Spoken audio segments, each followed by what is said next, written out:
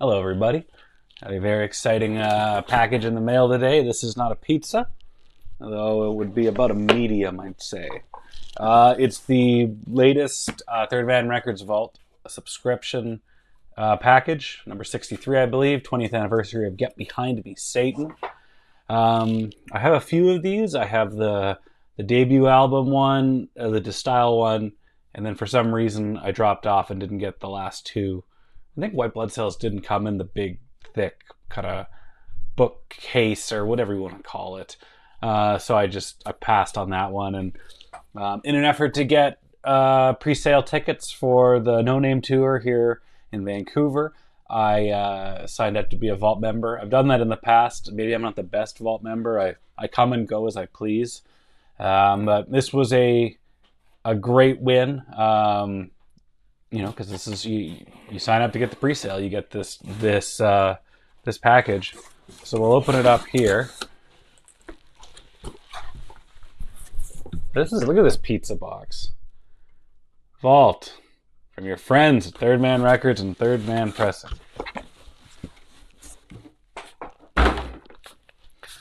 Right off the bat, you get a nice little note from Third Man. That talks about what you're going to get for this in this package. Wow, all of these are buttressed by a revelatory, vibe-shifted version of I'm Lonely, But I Ain't That Lonely Yet. As the final song on the album, it's a gospel-adjacent progression of simple vocal and piano veering towards the dour. But the example here is fleshed out with the drums and mandolin and sounds like a celebration. The optimism shining through more clearly, more pronounced, forcing the listener to completely rethink the tenor and impact and intent of the song. So on our first episode of the podcast, we do I'm Lonely, I Ain't That Lonely Yet.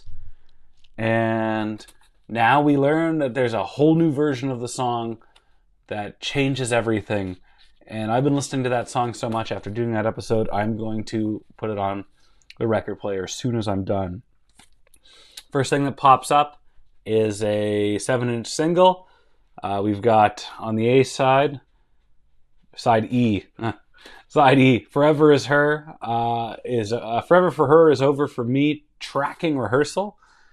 And then Spitting Tracks, which I'm not sure is... that's a tracking rehearsal as well, so that's interesting. Here's the main event. This is a lovely hardbound booklet. I don't know what I'm going to call that. But that looks cool as hell. I absolutely love having these on my record shelf. You know, they take up room when you're in between shelves, so that's good. And nothing on the back. So let's crack this baby open. Okay. I like it already. Here we see a nice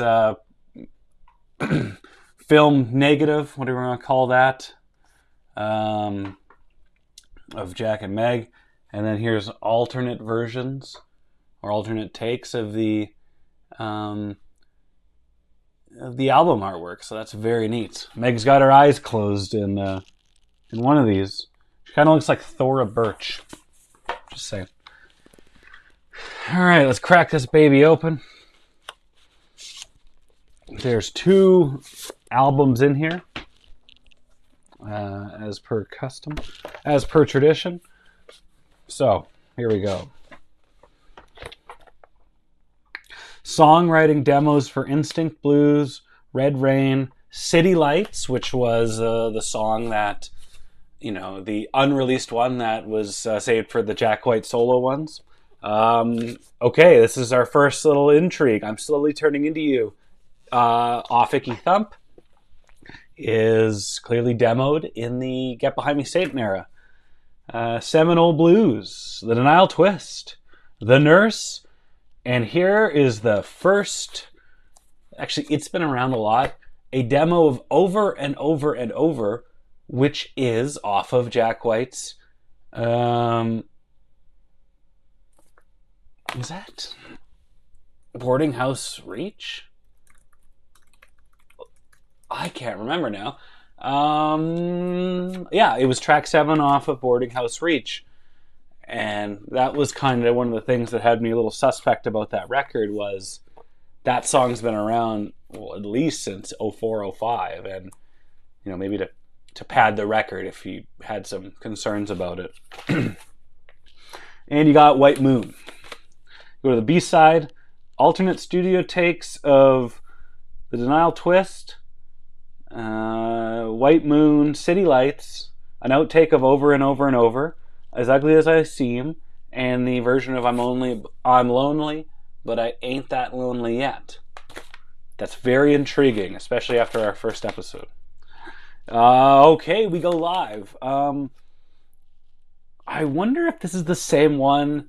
My mom was in London in like 2010 and I asked her and her friend to get me some cool records, and they gave me this White Stripes bootleg that had every song on the album live, and it was from all over the place, and I never identified with it because it was a bootleg record. But there was a bootleg or a thing going around back in the 2005, 2006 of like the album live, and so you've got all of the songs here from countless different cities. I don't see anybody. Whoa! Instinct Blues was recorded in Vancouver on August 8th, 2005. I was at that show. That's very cool. I had no idea of the location of these. And it looks like that the only one they didn't double up any song. So they didn't double up any set or any gig. These are all unique.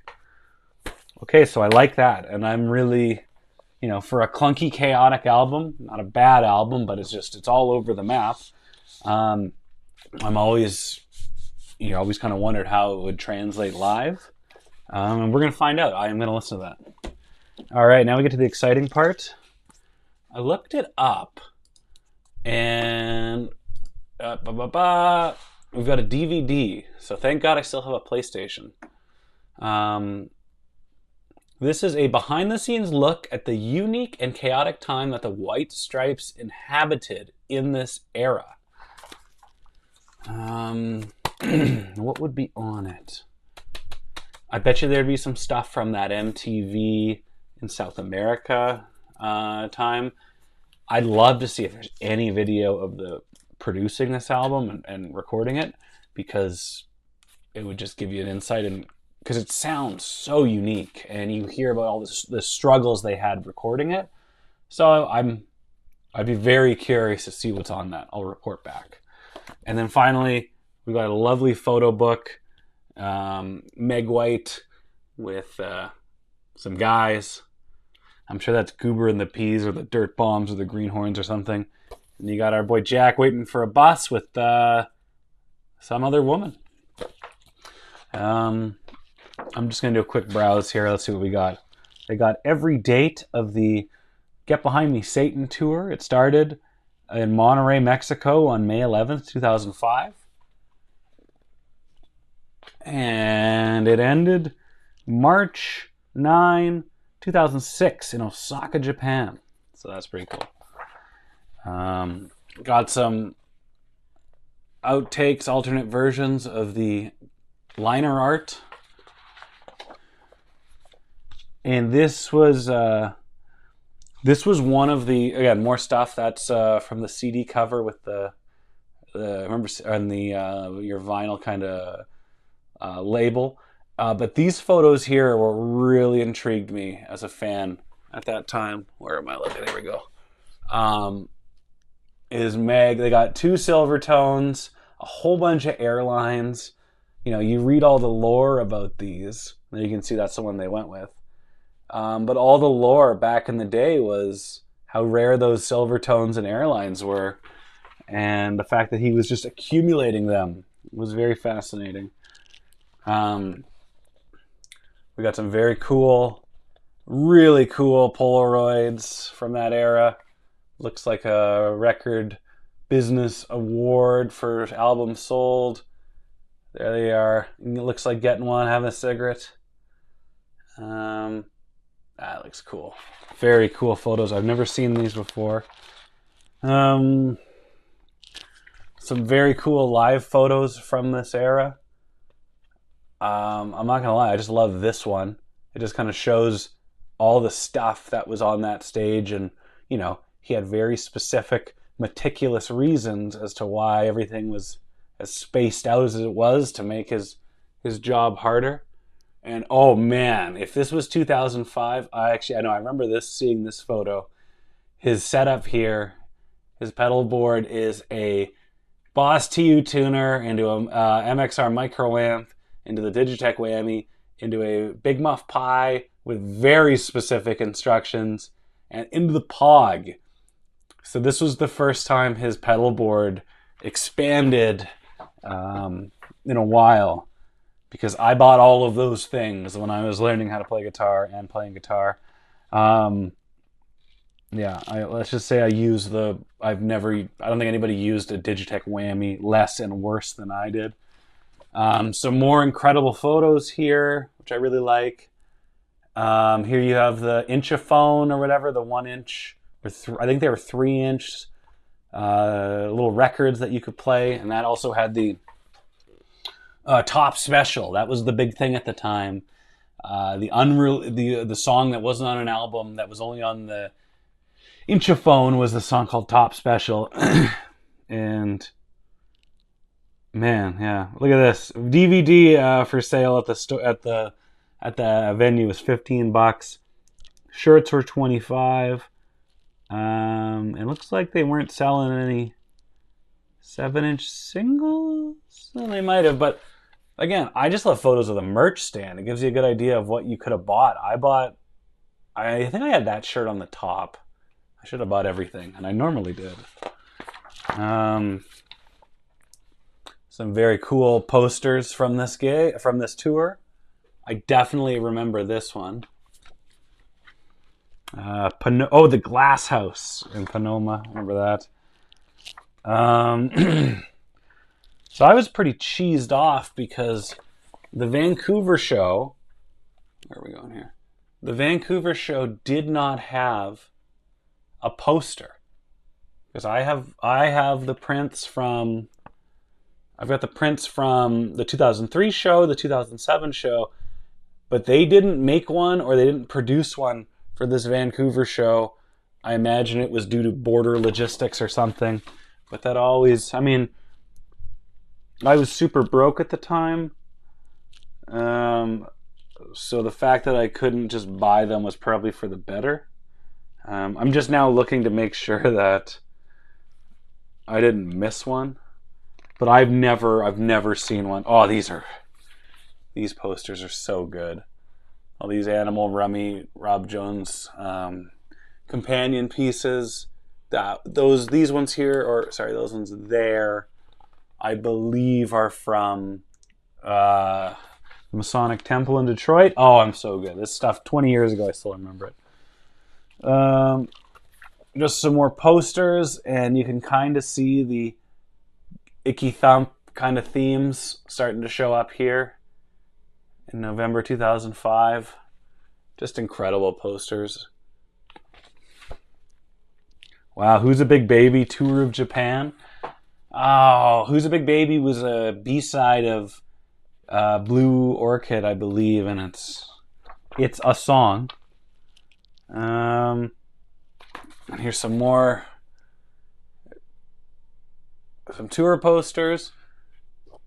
I like these laminates. I've never seen those before. And and look, those were some promotional materials. And then you just got a track listing of what's on these things, and a little spot for your DVD. Anything in the fine Detroit, blah, blah, blah. Make it check white. All right. That concludes the unboxing of the 20th anniversary of Get Behind Me, Satan. Third Man Records Vault package number 63. They are worth the price of admission. I have a handful of them. Not all of them are Jack White or not all of them are Jack White or White Stripe specific. But they you know, I'm in Canada, so the US dollar is brutal. But for 100-ish, maybe 110, 120, like I'm really happy with the packages, with the Vault packages. They don't disappoint.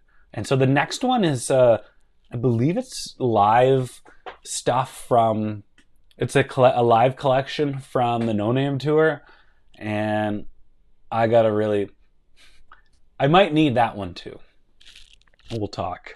But for now, I gotta go watch this DVD. I gotta go listen to this Spittin' Tracks. And I need to listen to this reworked version of I'm Lonely, But I Ain't That Lonely Yet.